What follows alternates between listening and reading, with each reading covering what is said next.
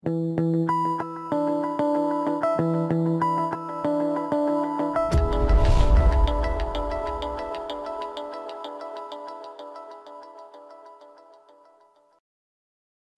guys, this is Verneer for cardrunners.com bringing you the Building a Bankroll 2014. We're going to continue with under the gun play. Again, we're going to look at single raised pots. So the next set of hands we're going to look at are suited aces, and all of these hands still continue being single raised pots. So here is the first one. Looks like we've got about 19 hands. Very good flop for us. We have a gut shot, an overcard, and the nut flush draw. So one of the good things about these suited aces is that when you have the flush, you always have the nut flush. And when you have trips, if it's not the ace, then you always have trips with the best kicker.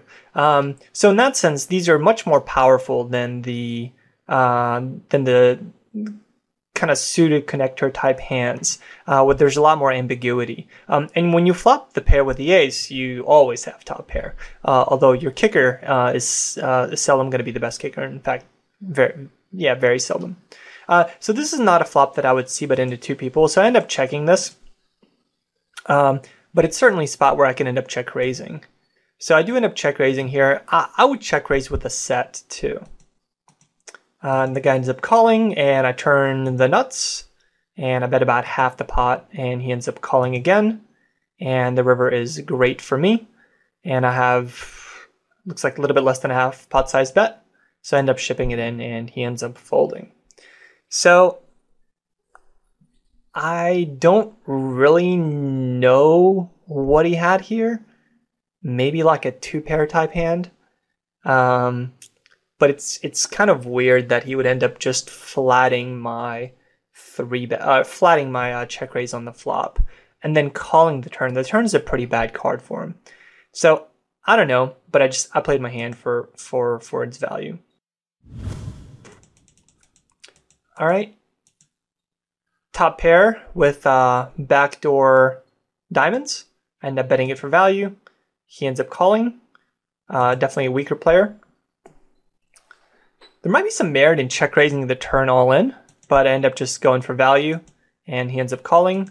And the river's pretty bad in that if he has a 5, he's now ahead. So he ends up shipping it in, and I just ended up folding.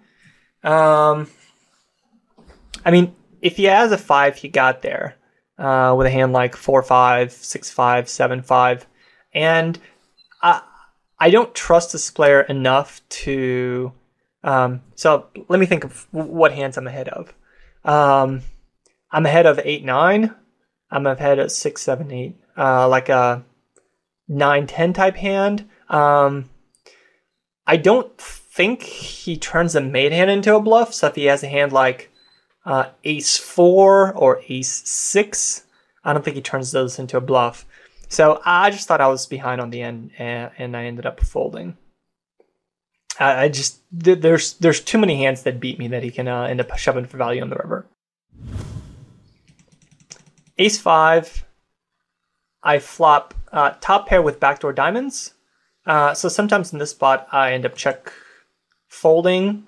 So he bets, and I end up just check calling. The turn is the diamonds, so I'm going to continue check calling.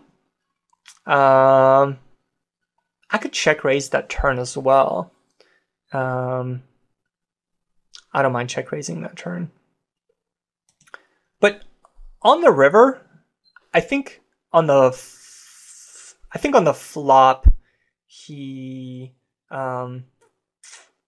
I think he'll bet a queen. I think he'll bet an ace, and I think he'll definitely bet a queen on the river. So I end up deciding to go for the check raise. He bets 9, and I make it 24, and he ends up calling with a flush. So it's certainly not a hand I expected to see there.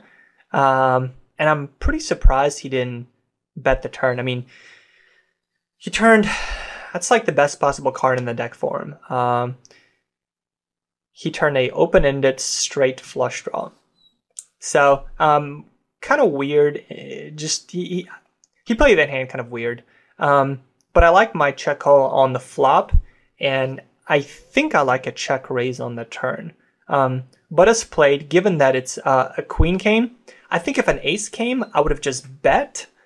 But the queen of diamonds is a good card for me to check raise, just because I think a queen is a big part of his range. Ace 3 suited. Flop the nut flush draw. End up betting. I get one caller. I turn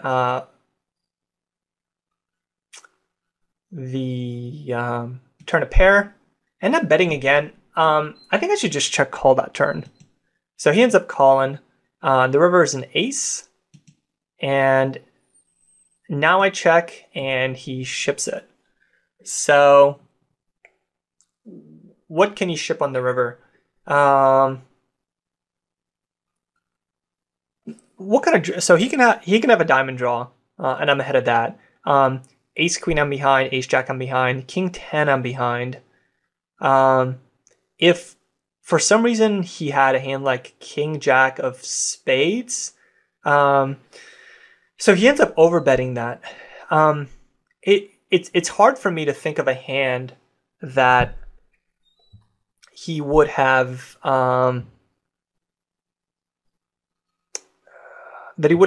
called the flop and the turn just on a draw that didn't get there on the river. 9-10 maybe.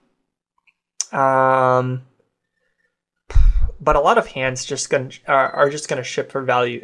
And my experience with overbet shoves like that is that they're almost always nutty. So a hand like king 10 of spades, king jack of spades make a lot of sense here. And there's very few hands that I can think of that call the flop, call the turn, especially since I've got the diamond blockers that ship that river as a bluff. So I ended up folding that river. Ace 8. Combo draw. I end up checking with the intention of check raising. So I end up check raising, and the guy ends up folding.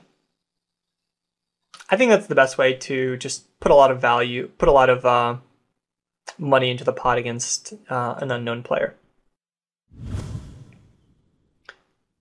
Ace 5. Middle pair. I like the bet there. King high board. I can turn. If middle pair comes again, I will. Yeah, it's gonna be fairly disguised. Both call.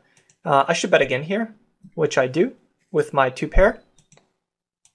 Both players call. It's a pretty bad river for me, and I'm just gonna end up check folding here. I think one of them is gonna have. I definitely think I should check that river. Once the first person bets and the second person calls, I think it's should be a pretty standard fold. I expect at least one of them to have a flush here. And yeah, actually they both had a flush. So bet the flop, bet the turn, check fold the river. Pretty standard. Ace 7 suited. So I like check raising here with my over and flush draw. He ends up raising me actually. So I expect that I just ship it in and he ends up folding. So pretty standard, but this is a spot that I like to check raise with a hand like this. I like check raising this with a set too, just because I'm going to be check folding this frequently with like random overs. Ace 9. Against 3 players, I'm not betting this, but when we talked before about finding spots where you're looking for turn equity with hands like this. So any 8 Obviously an 8's good. 6 gives us a gutter. I would say an 8 or a club or an ace are all cards that we can barrel. But against 3 players, I won't. So when ace comes, I really should be betting that turn. Everybody checks. Now I'm definitely betting, and I get called by 2 players. Kind of a bizarre way to play the ace-10, where the player in the small blind ended up checking 3 times. But I don't know. I think everybody played it weird on the turn. The cutoff doesn't bet ace-queen on the turn. The small blind doesn't bet 2-pair on the turn. And everybody just ends up calling the river. Kind of bizarre, but for me, I like not betting the flop. But I think I should bet the turn. And then obviously ended up betting the river, which I absolutely have to bet the river. Ace-4 suited. Trips. Checks. I bet. He's playing half his hands. Just gonna keep betting. Definitely bigger here. I would say 11 here. And guy's playing half his hands. He's just got like any 2 cards here. Good. I bomb it. I could probably go bigger here. I could probably bet 24. Just because his most likely hand at this point is a king. And yeah, I think I missed out on some value on the turn on the river with my bet sizing. So should be closer to like 11 on the turn. And then that's up a much bigger bet on the river. Ace-8. So turn equity, we have a 6 is good for us. A 9 is reasonable. An ace, an 8, a heart. So if the 7 was not a heart, I would probably not bet this. But as it is, I bet it, get called. Good, I turn equity, I bet again. Again, I should go bigger, and he ends up folding. So just looking on the flop and thinking ahead, like, all right, how many can I barrel on the turn? That's the way to play these hands. A lot of the hands that I'm showing, I get to turns and rivers with. So there's a lot of hands that I'm not showing that are pretty straightforward, where I see it at the flop and everybody folds. But I figured, even if there's reasons to see bet the flop in those hands, the ones where we end up going to turns and rivers, we still go through the thought process of c-betting the flop. It's just that we have decisions on later streets. Great flop for me. We're quite deep with a small blind. So I bet, get called. Turn the nuts. And, well, I don't. I turn the second nuts. But this is a spot where I should be check raising. So I check, and he checks behind, and the river's a 3, and now I bet pot. He ends up calling. He should be betting that turn with the jacks. So I put him on like a top pair type hand, or maybe like 9s or 8s. And I expect him to bet to protect on the turn, and I was going to check raise. So he denied me that, so I ended up just bombing the river, hoping to get a top pair type hand to call. So kind of a weird way for him to play jacks. I think pre-flop is pretty straightforward. I think the flop is straightforward, but I think he should be betting that turn. In this case, it saved him money, but again, that's just being results oriented. Ace-9 suited. The villain leads 22-18. I think calling here's the only correct play. He leads again on the turn. Just gonna call again. The river's a 5. He bets 16, and it's just like, at this point, I don't really beat anything that he leads for value there. Like, he can barrel king queen, queen 10, king 10 as bluffs. I don't think he bets a jack for 3 streets. if he has a weaker ace, I don't think he bets that river for value. So I ended up just folding the river. I felt like I was behind frequently enough. Kind of a weird line, but I have a bluff catcher, and it seems like I'm just calling down. So it seems like it's a bad spot for him to bluff. So because I think it's a bad spot for him to bluff, I ended up folding. One of those hands where, I'm uncertain about my hand, or I should say I'm uncertain about my play, pretty marginal, but my experience tells me that his line is fairly value-y, and my hand looks like a ace queen, ace tape type, ace 10 type hand. So, like a top kicker type hand, or I should say top pair type hand. So I'm just going to end up folding.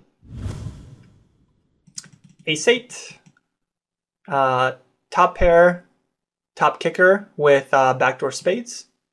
I bet he calls. Turn is good for us. Gives us additional equity.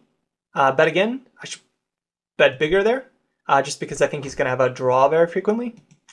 And the river, I end up rivering trips, and I bet pretty big, and he ends up folding. So I like my flop and river plays, but on the turn I should just bet bigger, just because I think the king's going to represent a scare card, and he's just not going to fold a lot because it's going to think that, I'm always double barreling it.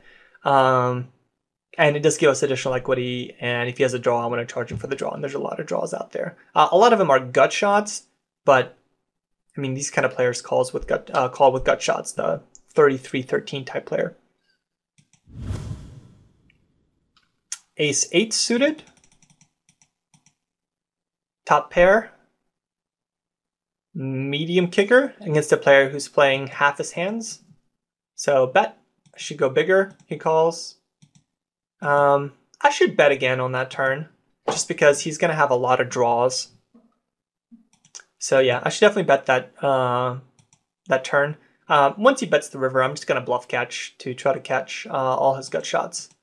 And he did have a gut shot. But yeah, I should be betting that turn and then checking back the river, instead of checking the turn and trying to bluff catch the river. Ace 3 suited. Good flop for me. Top pair with the nut flush draw. So I bet for value. He ends up calling. He's kind of a short stack. On the turn comes the 9. I think I could check call here, or probably just bet again. I think there's a lot of draws out here, but I've got the blockers to some of his club draws, so he could have gut shots. I think I could bet here again, like $9 or something. I end up checking. He ends up betting $5, and I end up check calling. I don't hate that. The river is a jack, so at this point, he's got so little left. I should probably just shove it. So I end up checking, and he ends up checking back, and I feel like I misplayed that hand. Like, betting the flop for sure. Check calling the turn I think is okay, but once I hit that river, it should be a shove like every time. Even without looking at his hand. Obviously against his hand he would end up calling. But yeah, I think once I get there, instead of hoping he bluffs, his most likely hand is going to be some kind of a weak ace, and that ace is going to check behind. But if I shove, it might call. So I don't like my play there. On the river, I should say. The flop and the turn are fine.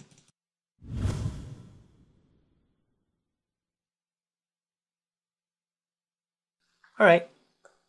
Reasonably deep. I've got the nut flush draw. I bet he raises. I call.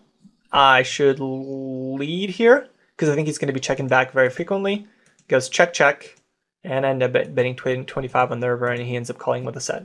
So, when I get raised on this kind of a flop and out of position, I turn the nuts. I absolutely have to lead. So, don't like my play on the turn here. Once I get to the river, obviously bomb it. ace-2 suited, bottom pair, backdoor, flush draw. So I'm going to bet that. I actually end up checking. I'm not crazy about the check. I would much rather bet it. So turn is a 6, it goes check, check. The river's a 6, it goes check, check. He ended up having ace-king. So not sure why I included that hand in there. I'd probably end up folding the river, honestly. Although, yeah, I don't know. Once the turn goes check, check, then it's hard to put him on 5-3. So I have a bluff catcher. He could also value bet hand like 7s, and he might have also had like a 9. So yeah, I do think I would end up check folding the river. But I think on the flop I should bet it. I think there's a lot more value to betting that than check calling, even though I've got, backdoor equity in both spots. Ace-2 suited. Same situation, bottom pair plus backdoors. Again, I like a bet there. On the turn, he ends up checking. I end up betting. He makes a pretty big raise, so that's pretty scary. But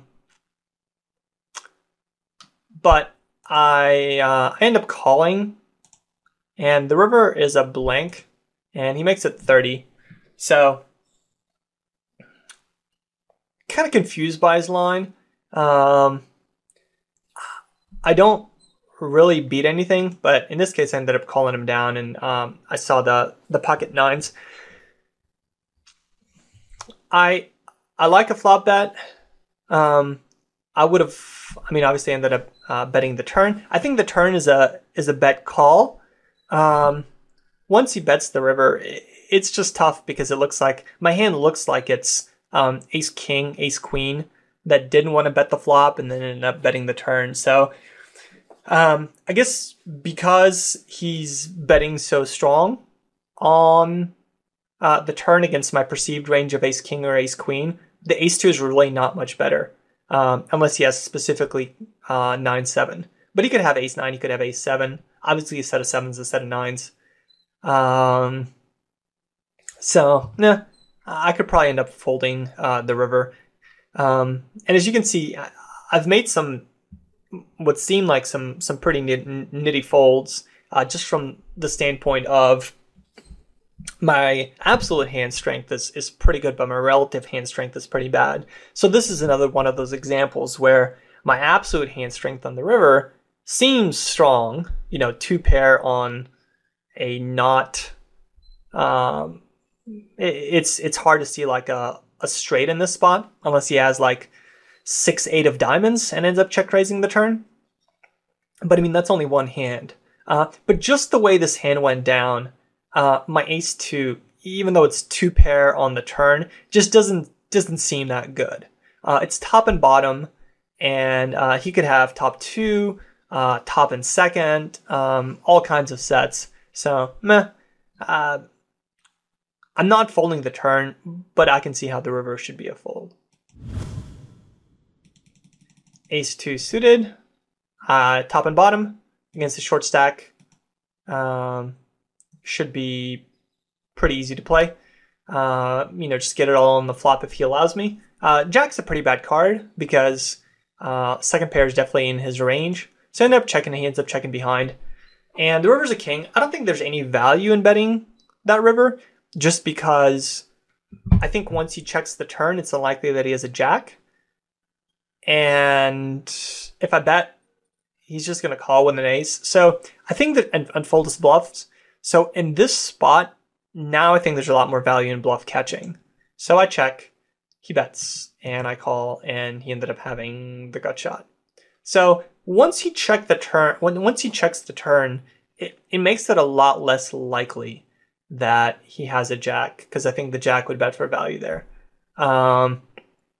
So the king likely counterfeits any other kicker that he has. So I don't think there's any value in betting. unless he specifically has like a king queen or a king 10 as a gut shot. But there's more missed draws that I think are going to bluff if I check the river. So I end up check calling and bluff catching. I think that has the most value in this spot. In the next episode, we're going to look at 3-bet pots from under the gun when we open this range. So our options are folding, calling, and 4-betting. And I'll talk about why I ended up doing each of those 3 things with different kinds of hands. And I'll talk about, what kind of hands are good to do each of those 3 things with. So until next time, for cardrunners.com, this has been Verneer. Good luck at the tables, guys.